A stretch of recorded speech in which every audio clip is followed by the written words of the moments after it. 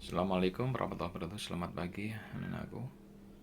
Kemarin untuk teknik pendekatan sistem informasi perangkat lunaknya, sistemnya ada pendekatan struktur, pendekatan objek, ada aplikasi perangkat lunak, dan yang keempat adalah sistem informasi. Dalam sistem informasi adalah kombinasi dari teknologi informasi dan aktivitas orang yang menggunakan teknologi itu, ya, yang mendukung operasi dan manajemennya. Nah, dikatakan sebagai sistem informasi karena informasi ini terpusat menjadi satu sistem yang mana informasi ini sebagai sering dikatakan sebagai interaksi antara orang dengan orang dengan kategori algoritmatik, ya, karena dalam algoritmatik juga ada prosedur pemrograman yang mana sudah menggunakan teknologi 4.0. Artinya apa? Sesuai dengan teknologi saat ini. Jadi IKA sudah mengembangkan sistem informasi yang menggunakan era digital 4.0. Di mana posisi letaknya, Pak, karakteristiknya? Jika salah satu contohnya, manakala ketika kalian sering membuka sebuah pusat belanja, satu contoh misalkan Bukalapak atau Tokopedia atau Shopee, suatu ketika nanti ketika kalian membuka sebuah web baru, nanti ya industri 4.0 yang sudah menerapkan industri 4.0 pemrogramannya, dia nanti akan menampilkan apa yang kalian buka, yang sering kalian buka. Nah, itulah tanda-tanda salah satu ciri yang bisa kita nikmati, misalkan bisa kalian lihat saat itu nanti akan muncul di screen layar Anda. Nah, sedangkan untuk di media player, YouTube video juga sama. Yang sering kalian lihat misalkan di situ ada tutorial pembuatan misalkan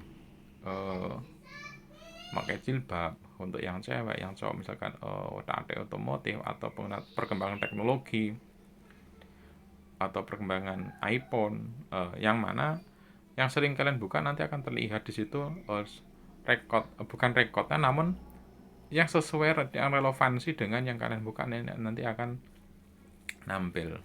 Nah, dari situ makanya dikatakan sebagai sistem informasi yang berinteraksi dengan industri 4.0. Nah, tantangannya nanti tidak hanya semakin kecil namun semakin luas, nanti sebuah data nanti akan include di dalam server, yang mana kita sendiri untuk servernya kita masih meminjam, belum punya sendiri yang permanen untuk digital online-nya yang memadai dengan industri 4.0, ya. Karena tuntutannya untuk sistem informasi yang industri 4.0 ini tidak hanya kecil, bandwidthnya harus besar, ya. Tidak harus kecepatan rendah. Kalau kecepatan rendah tidak bisa diakses, ya. Nah, nanti seorang karakteristik yang paling sederhana, nanti industri 4.0 ini mengubah cara pandang manusia bekerja jadul. Artinya semuanya smart system. Smart system artinya apa? Kunci bisa dikendalikan jarak jauh, bisa memonitor rumah dari jarak jauh, bisa menyalakan lampu jarak jauh. Jadi semua sistem akan terkendali oleh sistem informasi tadi, ya. Jadi sistem informasi ini berkolaborasi menjadi satu yang mendukung untuk kecepatan tinggi, ya. Kenapa Pak itu bisa terjadi? Ya, tidak bisa dipungkiri. Dulu di tahun 2000-an Android belum ada. Adanya apa? Symbian. Symbian itu pun miliknya Nokia. Nah, berkembang lagi di era munculnya dengan adanya Android. Dulu kan adanya apa? Kalau tidak salah, Java, miliknya Java. Android sama miliknya Java itu sudah populer. Namun dengan munculnya Android, sistemnya semakin smart, dia nanti banyak pengguna Android baru akan bermunculan, dan pun telepon baru akan bermunculan. Nah, dari situlah sekian 10 tahun berubah, Android berkembang. 10 tahun kemudian tidak hanya di sistemnya namun sudah merambah ke era industri. Kalau dulu orang bicara istilah robotik, ya, bekerja dengan robot, ya memang tidak bisa dipungkiri. Kita harus terima, tidak terima, harus menerima. Nah, tugas kita adalah kita harus memaksimalkan, jangan sampai nanti perangkat ini kita terbawa hal-hal yang tidak kita kehendaki. Contohnya dihack oleh negara lain, atau orang bisa mengambil data yang tidak berkepentingan, ya. Nah, dari sini sistem informasi merupakan bagian terorganisasi dari manusia, perangkat lunak, perangkat keras, jaringan komunikasi, dan sumber data dalam mengumpulkan, mengubah, dan menyebarkan informasi dalam organisasi. Artinya apa? Di sini satu kelompok kita bisa melakukan kolaborasi, ya. Jadi komunikasinya melalui sistem informasi. Nah, kemudian sistem informasi adalah suatu sistem di dalam suatu organisasi yang mempertemukan kebutuhan pengelolaan transaksi harian, mendukung operasi, bersifat manajerial, dan kegiatan strategi dari suatu organisasi yang menyebabkan luar pihak tertentu sebagai laporan-laporan yang diperlukan. Artinya apa? Ini karena sistem informasi sebagai wadah utama, ya. Ketika dalam misalkan organisasi OSIS itu sebagai wadahnya. Jadi apapun yang nanti dikeluarkan itu harus melalui menyampaikan dalam wadah organisasi tersebut, ya. Jadi sistem informasi sebagai pusatnya. Jadi aplikasi komputer untuk mendukung operasi dari sistem suatu meliputi operasi generasi perawatan komputer, perangkat lunak, dan data, dan seterusnya. Karena itu sekumpulan dari hardware, software, dan firmware.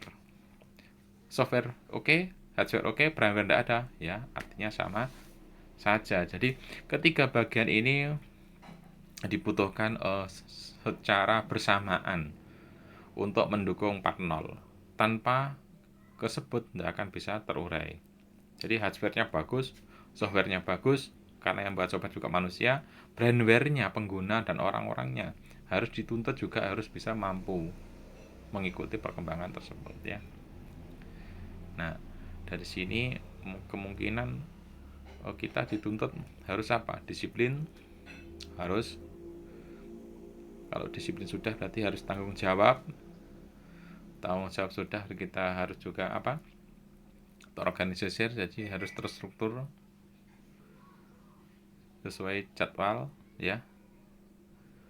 Dan tuntutannya adalah memanfaatkan guna untuk memecahkan sebuah masalah atau dalam pengambilan keputusan. Jadi masalah harus bisa menyelesaikan dan bersifat final atau berakhir dalam mengambil keputusan, dan harus bersifat tetap, ya. Jadi dari rentetan ini yang bagian terpentingnya adalah dari sistem. Karena saat ini tidak mau yang berbasis desktop itu sudah terkalahkan dalam berbasis server atau web terpusat. Kalau berbasis desktop dulu aplikasi kita hanya bisa menginstalasi di situ dan tidak bisa mengembangkan secara banyak. Namun dari berbasis web ini kita lebih mudah. Dan sekarang paling banyak di sini berkembang adalah pemanfaatan web untuk bisnis. Artinya apa? Selain sebagai guna media informasi juga digunakan sebagai media bisnis, ya. Banyaknya munculan web untuk bisnis, misalkan jual beli atau lain-lain, ya kan. Ada Grab, kemudian ada Gojek, ada Tokopedia, ada Shopee, JJID, Bukalapak, ya kan. Semua adalah berbentuk web, cuma dia memfasilitasi. Belum lagi kita dimanjakan semua serba online, misalkan Grab, GoFood, ya kan. Ada sendiri lah, semua kita dimanjakan oleh sistem. Nah, mau tidak mau kita nanti ya ini sebagai tempatnya, wadahnya, ya. Ke kota tidak tahu tempat, harus sampai alamat. Bisakah? Bisa, ya. Jadi belum pernah ke kota, sudah tahu alamatnya, hanya tahu alamat, belum tahu tempatnya. Bisa sampai alamat kah? Bisa ya. Jadi kita sudah masuk di era modern, digitalisasi. Jadi kita seakan tidak pernah bertanya pada orang, kita hanya bertanya pada sebuah ponsel, nanti akan sampai tujuan. Nah, itu mudahnya, makanya kita juga harus mengimbangi dengan bijak. Artinya bijak tersebut harus apa? Harus ya sesuai dengan ranah dan kebutuhan kita. Yang penting tidak menyalahgunakan dalam hal ke arah yang merusak budaya kita, ya. Kemudian lanjut, setelah ada sistem informasi, kemudian ada pemodelan dalam rekayasa perangkat lunak. Ada pemodelan. Nah, pemodelan ini merupakan sebagian proses gambaran secara abstrak, modelnya, alurnya, kemudian mulai dari rencana, representasi sampai dengan deskripsi. Itu menjelaskan suatu objek sistem atau konsepnya. Nah, itu dibuat penyederhanaan. Nah, berupa apa, Pak? Berupa model fisik atau marketnya atau prototipenya. Ketika kita menggunakan marketnya atau bentuknya, nah gambaran rancangnya seperti apa? Model matematisnya seperti apa? Ketika kita mengatakan sebuah proses kita mau transaksi di dalam online, ya kita kan harus memesan, milih barang dulu. Setelah milih barang, apa arahnya? Harganya berapa? Ongkos kirimnya berapa? Nah, terus ongkos kirimnya ketahuan, jasanya pakai jasa apa? Cara bayarnya pakai apa? Nah, itulah nanya istilahnya dari apa, prototype atau marketnya ya. Dari satu model permodelan ini, maka kita harus di dalam sini kita lebih jeli dulu. Sebelum orang lain tahu, kita harus tahu dulu. Contohnya ketika kita belanja di sebuah tempat perbelanjaan, tidak usah jauh-jauh, misalkan katakan ambil yang banyak pasti ada di sekitar wilayah kita, yaitu swalayan atau bisa disebut sebagai Indomaret ya. Nah, Indomaret itu sudah satu sistem yang mengendalikan sudah terpusat.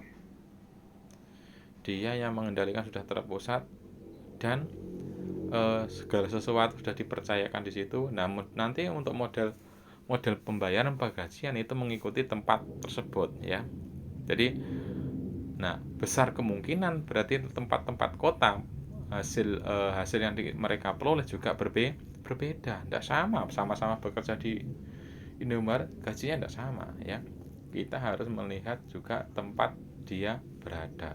Kalau di DKI Jakarta sudah perang tentu UMR-nya tinggi dibanding dengan misalkan tempat kalian, misalkan di tempat-tempat kota misalkan Surabaya juga tinggi lagi karena kota industri. Misalkan di Papua ya bisa tinggi ya, sesuai dengan UMR-nya. Masing-masing kota sudah menetapkan minimum yang sudah ditentukan. Nah, dari analisa inilah, jadi kalau kita melihat semua mudah,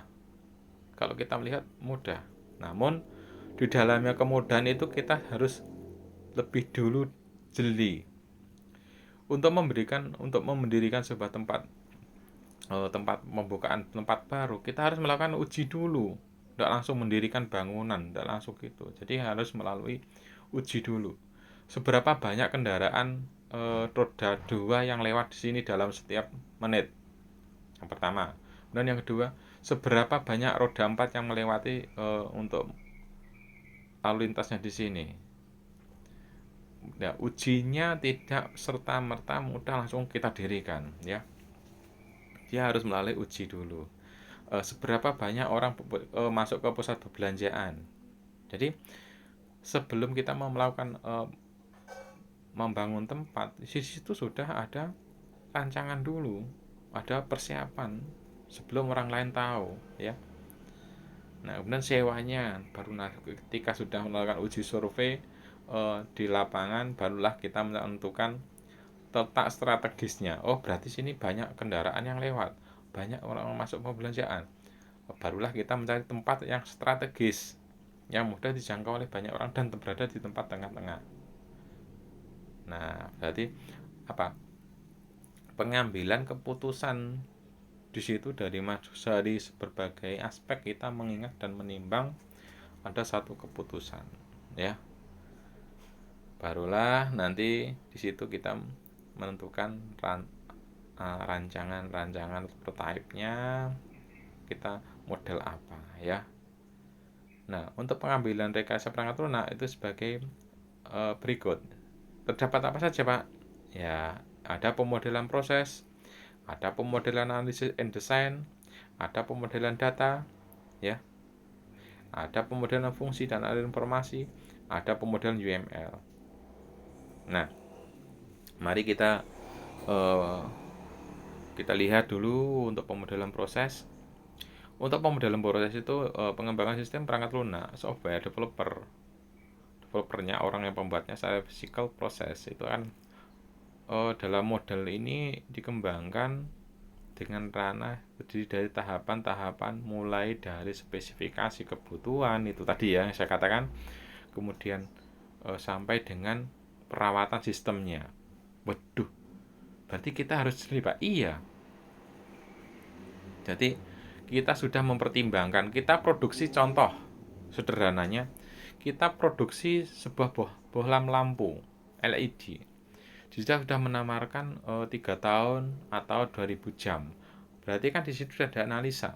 Kemampuan elektronik ini mampu menyala 2000 jam. Tinggal diketahui 2000 jam itu berapa lama, Pak? Ya 2000 jam itu. Nah, caranya dari mana, Pak?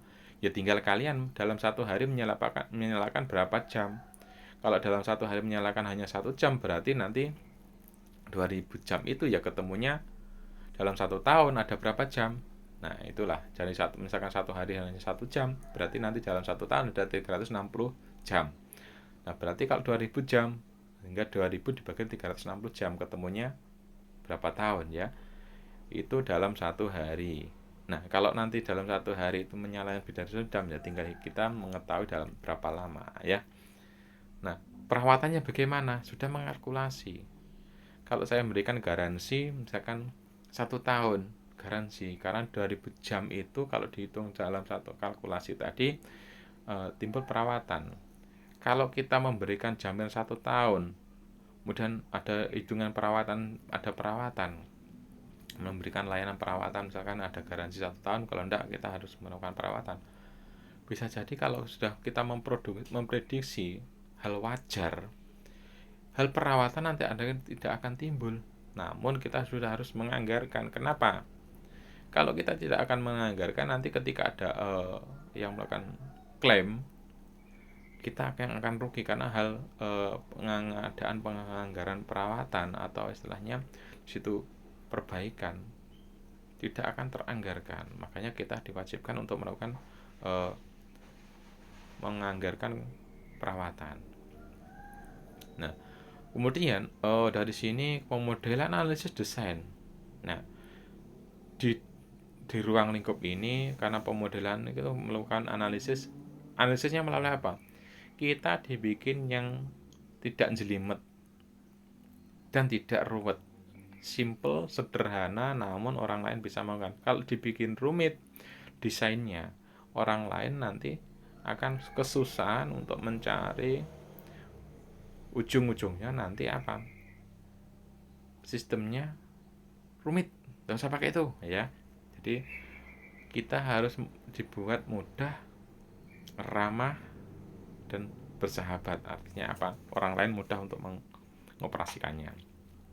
Dan kalau dibikin lengkap persyaratan ini, presentasi kali ini di komprehensif bagi perangkat lunak yang akan dibangun. Model ini harus untuk memenuhi 3 saran, yaitu menggambarkan apa yang dibutuhkan oleh pelanggan. Nah, ya kan? Membangun dasar bagi pembuatan desain perangkat lunak. Dan membatasi serangkaian persyaratan. yang dapat divalidasi bagi perangkat lunak yang dibangun. Kenapa? Kita titik fokusnya adalah pelanggan. Kita dibuat aplikasi. Kenapa kok tidak bukan untuk sendirinya sendiri? Semua muaranya adalah untuk mencari apa? Laba. Jadi untuk mendapatkan profit yang setinggi-tingginya. Jadi yang dibutuhkan adalah pelanggan, bukan kita sendiri, ya. Kemudian ada pemodelan data. Pemodelan data di sini adalah melakukan representasi dari basis data sejumlah konsep, membuat deskripsi struktur, basis data, dan seterusnya. Ada pemodelan fungsi, ada informasinya, arahnya apa, ada model flowchart-nya, prosedurnya, data flow-nya atau DFD-nya, istilahnya adalah DFD. Dan bagian finalnya adalah di pemodel UML, bahasa pemrograman, aturan-aturannya. Jadi bahasa peraturan, notasi, gambar, validasi, visualisasi, model, perangkat lunak, dan lain sebagainya. Ya, oke, sudah berlalu, sudah mengenal pemodelan, kita ditangkap tantangan. Di sini kita diajak dulu, ketika kita bicara kita diskusi dulu, ya kan? Ketika mau beli kita diajak diskusi dulu. Nah, isinya ya di sini kita biar akan tahu. Ya. Di isinya biar kita tahu dari spesifikasi barang, modelnya, bentuknya, kemampuannya, dan fungsinya, ya. Dan nanti silahkan untuk diresam dan hasilnya juga dikirimkan ke Pak Hari melalui, yang kesulitan bisa melalui Japli langsung, ya. Salam buat untuk keluarga dan jaga kesehatan Anda. Sekian, assalamualaikum warahmatullahi wabarakatuh.